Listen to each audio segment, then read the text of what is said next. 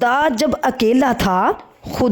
اکیلا تھا، جب کچھ نہ تھا تب وہ تھا۔ اس نے چاہا میں جانا جاؤں، پہچانا جاؤں، تو اس نے سارے حسن کو سمیٹ کر ایک نور کو تخلیق کیا، اسے اپنا محبوب بنا دیا، اور اس نور مقدس کو زمانہ محمد صلی اللہ علیہ وآلہ وسلم کے نام سے جانتا ہے۔ پھر اس خالق حقیقی نے چاہا میں اپنے محبوب کی تعریف کراؤں، میں اپنے محبوب کی پہچان کراؤں، اس کے اوصاف زمانے میں بکھیر دوں، اس خوشبو سے ایک جہان بناؤں، تو زمین و آسمان کو خلق کیا گیا، خوشبو کو پیدا کیا گیا، فرشتوں کو تخلیق کیا گیا، کائنات کے ذرے ذرے کو حضرت محمد مصطفیٰ صلی اللہ علیہ وآلہ وسلم کی آمد کے لیے سجایا گیا، اور پھر جو زمین اللہ کی بہترین زمینوں میں سے تھی اس زمین کو چنا گیا، اور اس زمین سے اللہ نے مٹی کو اٹھایا اور اس سے ایک مخلوق کو پیدا کیا گیا، اور اس کے صلب میں اس نور مقدس کو پوشیدہ رکھا گیا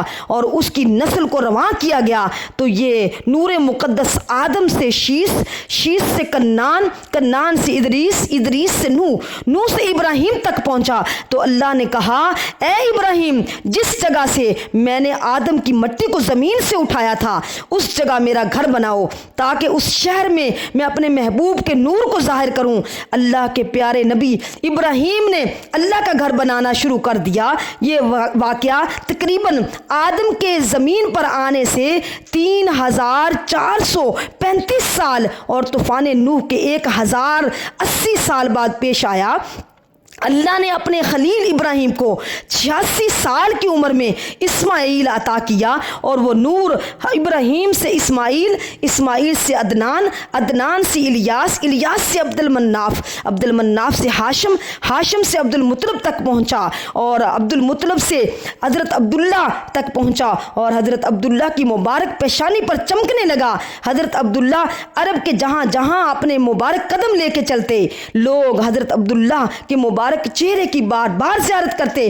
تاریخ نے لکھا کہ جب آپ صلی اللہ علیہ وسلم کا ظہور ہوتا ہے تو آسمان پر کے احاطہ ہلل اور فسد کے ستارے اس طرح سے طلوع ہوتے ہیں کہ سارے نجومی سجدے میں چلے جاتے ہیں، اور اس وقت مصر، افریقہ، روم، کنان میں قحط آیا ہوا تھا۔ اللہ کے کرم سے وہاں رحمت کی بارش برسنے لگی۔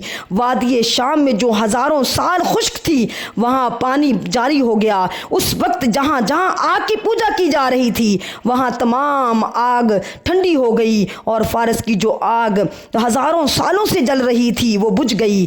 دنیا میں جتنے بھی پھولوں کے پودے تھے وہ اچانک سے مہکنے لگے۔ مصر کا سب سے بڑا بت زمین پر گر گیا، لمبے بت سے خون نکلنے لگا۔ خانہ کعبہ میں جتنے بھی بت تھے وہ زمین پر گرنے لگے۔ عبد المطلب نے جب یہ منظر دیکھا تو فوراً گھر کی طرف بڑھتے ہیں تو کیا دیکھتے ہیں کہ پورا گھر نور سے روشن ہوا ہے، اور ایک نومولود بچہ اپنے سر کو سجدے میں رکھ کے یہ کہہ رہا ہے لا الہ الا اللہ انا محمد الرسول اللہ۔